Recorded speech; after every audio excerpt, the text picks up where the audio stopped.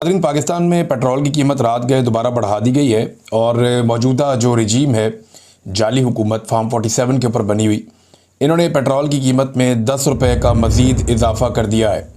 जब इनकी हुकूमत आई थी तो इमरान खान साहब के दौरे हुकूमत में पेट्रोल की कीमत 150 रुपये से कम थी। एक तो पेट्रोल की कीमतों में जो दुनिया में कह रहे हैं पेट्रोल सस्ता हो रहा है या हमारे यहाँ महंगा। वैसे वो भी अजीब बात थी कि जंग के बावजूद जो आलमी मंडी में कीमत थी वो कम हुई। नए माली साल के आगाज पर ही हुकूमत की आवाम को महंगाई की बड़ी सलामी। पेट्रोलियम मसनूआत की कीमतों में इजाफा करके आवाम की मुश्किलात बढ़ा दी। हुकूमत ने बजट ज़ल्ज़ले के बाद पहला झटका लगाकर पेट्रोल 8 रुपए 36 पैसे महंगा कर दिया और उसको बढ़ाते बढ़ाते अब ये 350 रुपये तक ले आए और इससे भी ज़्यादा ये कीमत बढ़ाने का इरादा रखते हैं।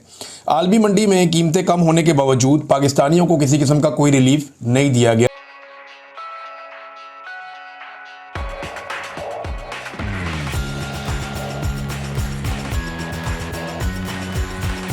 उसकी वजह मैं आपको आगे चलकर बता देता हूँ। जो शख्स नौसरबाजी करता था और इक़्तिदार मिलने से पहले इमरान खान साहब के दौरे हुकूमत में वो ये दावा करता था कि उस वक्त मैं आपको ये भी याद दिला दूं कि $120 फ़ी बैरल वाला पेट्रोल था और ये कहता था कि उसको मैं 70 रुपये में बेच कर भी मुनाफा कमा सकता हूँ। ये नौसरबाजी की गई थी शहबाज शरीफ की जानिब से। आज वही शख्स इस मुल्क का वज़ीर आज़म है और आलमी मंडी में जो पेट्रोल है वो $70 फ़ी बैरल से भी कम की सतह पर है, यानी लगभग आधी कीमत हो गई है आलमी मंडी में। और वो उसी पेट्रोल को 273 रुपये पर लेकर चला गया है और फिर भी वो ढिठाई से कहता है कि हमने मईशत संभाल ली है और हमने महंगाई कम कर दी है। यानी ये कैसी साइंस है जो किसी को समझ नहीं आ रही।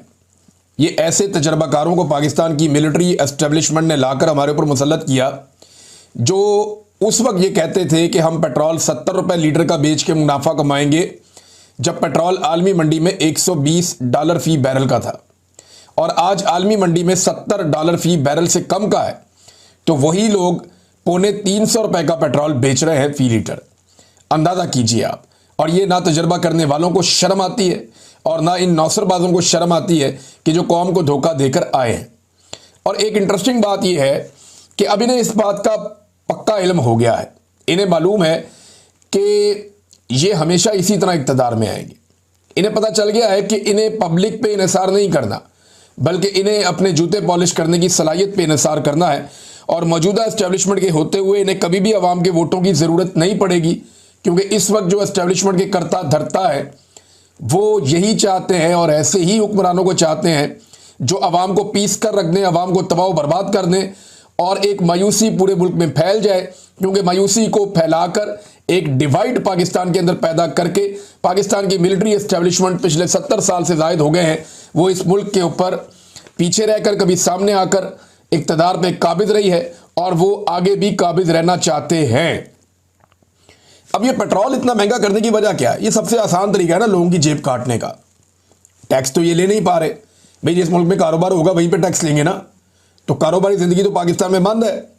लोग सरमाया लेकर पाकिस्तान से बाहर जा रहे हैं बजाय इसके कि बाहर से सरमाया पाकिस्तान में आता। ये तो सिर्फ कर्जा लेके मुल्क चला रहे हैं। हालात आप ये देखें कि FBR ने जो नज़रसानी शुदा टैक्स वसूली का हदफ था वो भी पूरा नहीं किया। इमरान खान साहब के दौर के अंदर इमरान खान साहब मुबारकबादें दे रहे थे FBR को, वो ट्वीट्स मौजूद हैं, आप आज भी देख सकते हैं। इमरान खान साहब FBR को कह रहे थे कि आपने अपने अहदाफ से ज़्यादा पैसा इकट्ठा कर लिया है। उस वक्त पाकिस्तान में ये चल रहा था। और आज क्या चल रहा है? पहला टारगेट इन्होंने सेट किया 12,977 अरब रुपए का, वो पूरा नहीं कर पाए इस साल। फिर दूसरा टारगेट सेट किया कि जनाब कम कर लेते हैं 12,332 अरब रुपए का, वो भी ये पूरा नहीं कर पाए। तो कहा जो भी है बजाय कि वो पास ऑन करें, एक बड़े इजाफे की बात हो रही है। ये गलत खबर है, अफवाह है, यह दुरुस्त है। और गैस की कीमतों में 50% इजाफा, और ये क्या है? वैसे बड़ी बड़ी अच्छी अच्छी बातें कर रहे हैं, हम बिल से ये भी निकाल देंगे वो भी निकाल देंगे।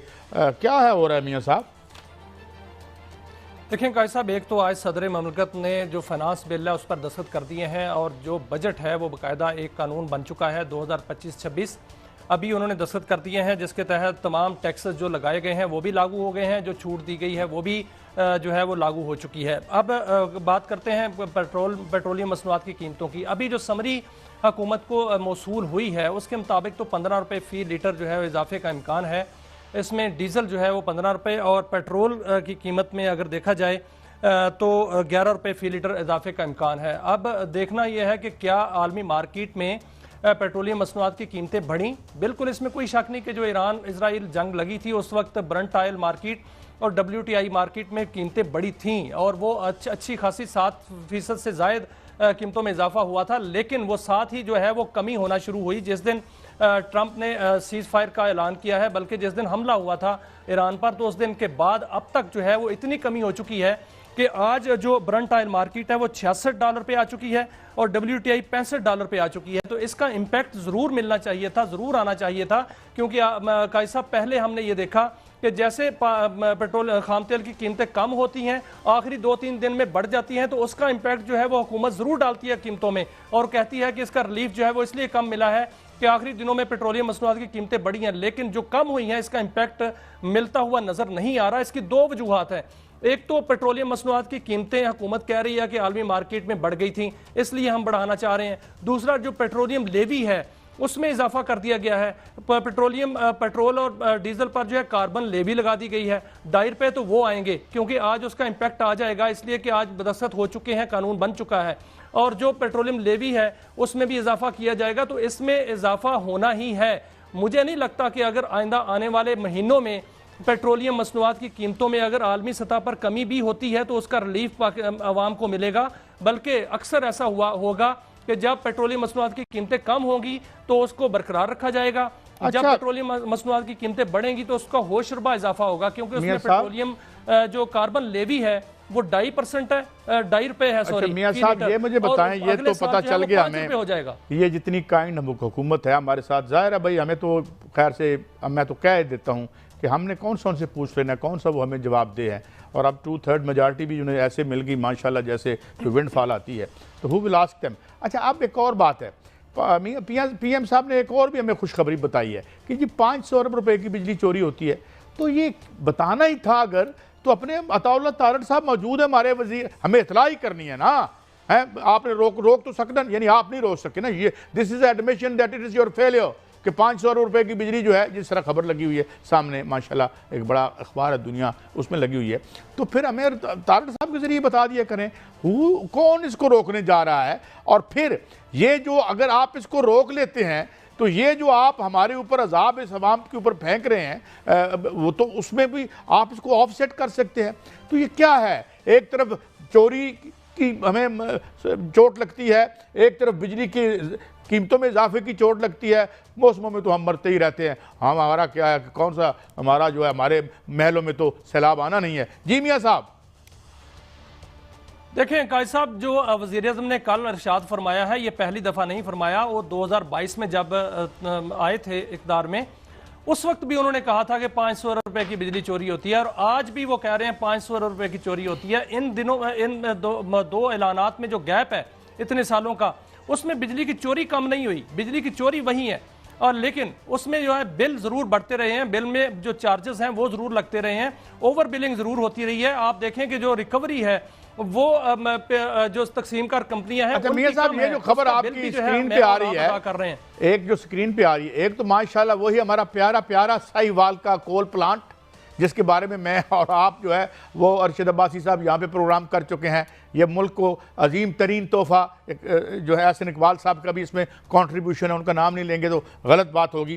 तो आपकी क्या राय है, कमेंट करें और शेयर करें। यदि आप चैनल पर नए हैं तो चैनल को सब्सक्राइब करें। वीडियो पसंद आए तो लाइक, कमेंट, शेयर करें। जय हिंद, वंदे मातरम।